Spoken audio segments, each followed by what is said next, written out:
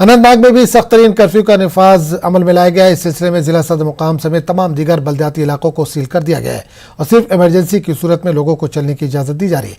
कई इलाकों में पुलिस और सीआरपीएफ गश्त करती नजर आ रही है और लोगों से लगातार घरों के अंदर बैठने की हिदायत लाउड स्पीकर के जरिए दी जा रही है। वहीं बडगाम में भी कर्फ्यू का खास असर देखा जा रहा है। हमारे नुमाइंदे ने तमाम सूरत हाल का जायजा लिया।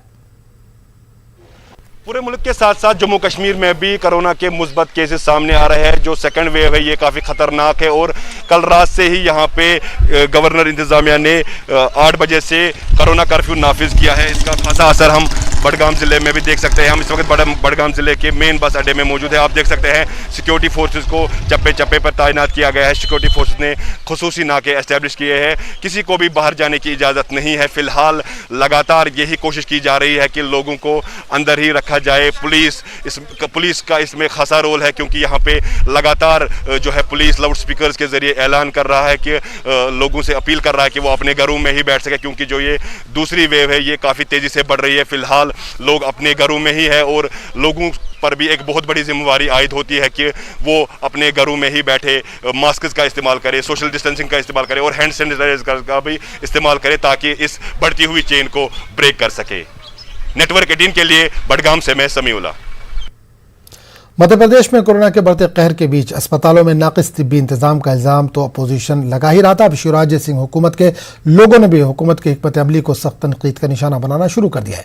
मध्य प्रदेश माइनिंग कॉरपोरेशन के चेयरमैन प्रदीप जायसवाल ने भी कोरोना कहर में हुकूमत के इंतजाम को लेकर कहा कि हुकूमत और इंतजामिया में बैठे लोग काम करने के बजाय सिर्फ मीटिंग खेलने में अपना वक्त गुजार रहे हैं। वहीं इंदौर कांग्रेस MLA संजय शुक्ला ने भी अस्पतालों में नाकिस इंतजाम के लिए हुकूमत पर इल्जाम लगाए हैं। सिर्फ मीटिंग में जा रहा है, कोई क्षेत्र में देखने नहीं आ रहा है किसका इलाज क्या हो रहा है। कोई मरीज को हाथ लगाने को तैयार नहीं, कोई किसी डॉक्टर पे किसी का कोई अंकुश नहीं है। किसका इलाज क्या हो रहा है, कोई भगवान भरोसे मरीज चल रहा है, जो मर गया उसको गाड़ी देते ले जाके ये चल रहा है। सब मीटिंग में पूरा समय जा रहा है, मीटिंग। कलेक्टर कटंगी जाते हैं। जब वाराणसी का हॉस्पिटल नहीं खुल पा रहा है कोविड सेंटर, कटंगी जाने की क्या जरूरत है आपको? वहाँ भी नहीं खुल। अरे कटंगी वाले तो वाराणसी नहीं आ रहे, आप कटंगी जाकर जनता को बेवकूफ बना रहे। पहले वाराणसी का हॉस्पिटल चालू करते उसके बाद कटंगी में प्रयास कर रहे हैं। तो इस तरह से पूरा दिखावा चल रहा है, पूरा मजाक चल रहा है, मजाक जनता के साथ पूरी जिले। भैया आखिरी सवाल, क्या शासन को या प्रशासन? प्रशासन जवाबदार, पूरा जिला प्रशासन पूरा जवाबदार। जिला प्रशासन हमारे जैसे नेता वो जवाबदार है कि हम समन्वय नहीं बैठा पा रहे, जनता को हम राहत नहीं दे पा रहे। हमको कुछ नहीं मालूम किसी को कहाँ मरीज का क्या इलाज हो रहा है, किसको इंजेक्शन लग रहा है, इंजेक्शन कहाँ जा रहा है।